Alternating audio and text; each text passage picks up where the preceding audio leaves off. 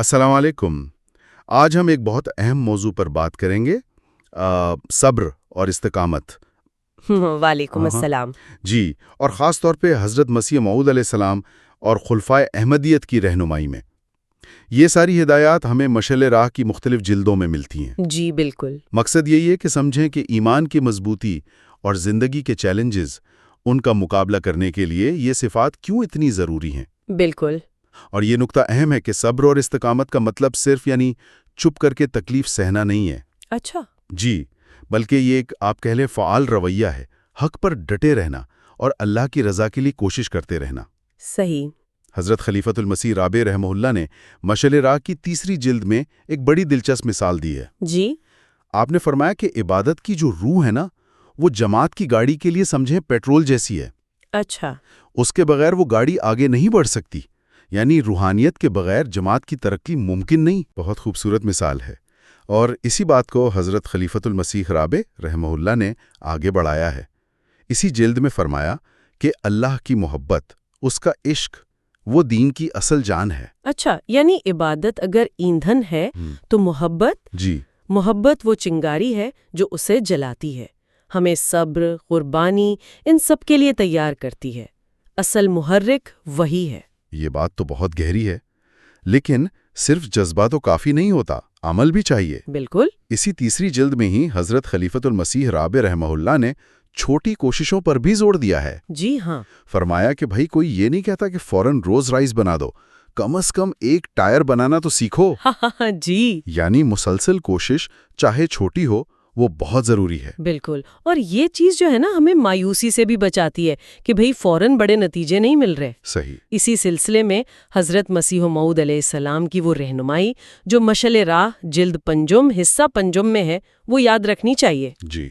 آپ نے فرمایا کہ اللہ کا وعدہ ہے، جو تقوی اختیار کرتے ہیں اللہ ان کے لیے مشکلات سے نکلنے کا راستہ بنا دیتا ہے۔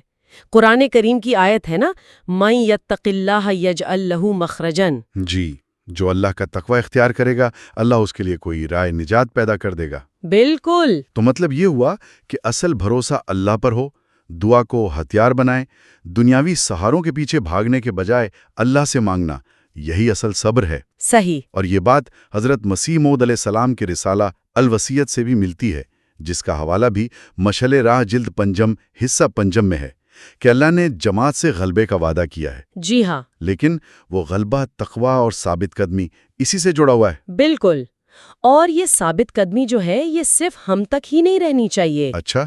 حضرت خلیفۃ المسیح الخامس عید اللہ تعالی بنصرہ العزیز نے مشعل راہ جلد پنجم حصہ اول میں اسی طرف توجہ دلائی ہے۔ کیا فرمایا حضور نے؟ فرمایا کہ آج اگر ہم نمازیں پڑھ رہے ہیں تو یہ کافی نہیں ہے۔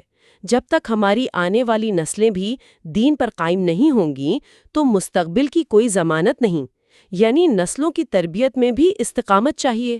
یہ تو بہت اہم نقطہ ہے، اور اس استقامت کی انفرادی اور نسلی ایک بڑی روشن مثال تاریخ میں بھی تو ہے۔ جی بالکل۔ مشعل راہ کی تیسری جلد میں حضرت صاحبزادہ عبداللطیف شہید رضی اللہ عنہ کا ذکر ہے۔ ان کی زندگی مختصر تھی، مگر اتنی پرعزم اور شہادت پر ختم ہوئی۔ وہ سکھاتی ہے کہ حق پر ڈٹنا کیا ہوتا ہے۔ سبحان اللہ، ان کی قربانی آج بھی ایک مشعل راہ ہے۔ جی۔ اور یہ ساری مثالیں یہ ہمیں یاد دلاتی ہیں کہ صبر و استقامت صرف ذاتی روحانی ترقی کے لیے نہیں، بلکہ پوری جماعت کی مضبوطی، اس کی ترقی، اس کے لیے بھی لازم ہے۔ صحیح۔ مشعل راہ جلد پنجم حصہ پنجم میں بھی اسی اجتماعی پہلو پر زور ہے۔ دیکھیں، آزمائشیں، مخالفتیں، یہ تو آنی ہے، اللہ کی سنت ہے۔ جی، یہ تو حصہ ہے اس راستے کا۔ بالکل، ان حالات میں صبر، دعا اور اللہ کی مدد پر کامل یقین، یہی اصل ہتھیار ہے۔ تو اگر ہم آج کی ساری گفتگو کو سمیٹیں تو خلاصہ یہی ہے کہ خلفائے احمدیت کی جو رہنمائی مشعل راہ میں محفوظ ہے، وہ بہت واضح ہے۔ جی۔ صبر، ثابت قدمی، اللہ سے شدید محبت اور لگن، دعا پر پورا بھروسہ اور مسلسل عملی کوشش، چاہے وہ چھوٹی ہی کیوں نہ ہو۔ صحیح۔ یہی وہ چیزیں ہیں جن سے روحانی بلندی بھی ملتی ہے اور دنیاوی مشکلات کا مقابلہ کرنے کی ہمت بھی۔ اور یہ یاد رکھنا بھی بہت ضروری ہے کہ یہ جو بلند صفات ہیں نا، یہ صرف ہماری اپنی کوشش سے نہیں ملتی، اچھا، ان کے حصول کے لیے اللہ تعالیٰ کا فضل، اس کا رحم، وہ بہت ضروری ہے۔ اسی لیے تو خلفاء نے بار بار دعا کی طرف توجہ دلائی ہے۔ بالکل صحیح، اللہ کے فضل کے بغیر تو کچھ بھی نہیں۔ جی آخر میں سننے والوں کے لیے ایک نقطہ چھوڑ جاتے ہیں غور کرنے کے لیے۔ ضرور۔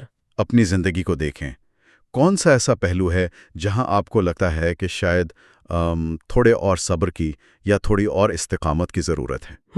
اور یہ یاد رکھیں کہ اللہ تعالیٰ نے ثابت قدم رہنے والوں کی مدد کا وعدہ فرمایا ہے، اور وہ یقیناً سب سے بہترین مددگار ہیں۔ بے شک، بہت شکریہ۔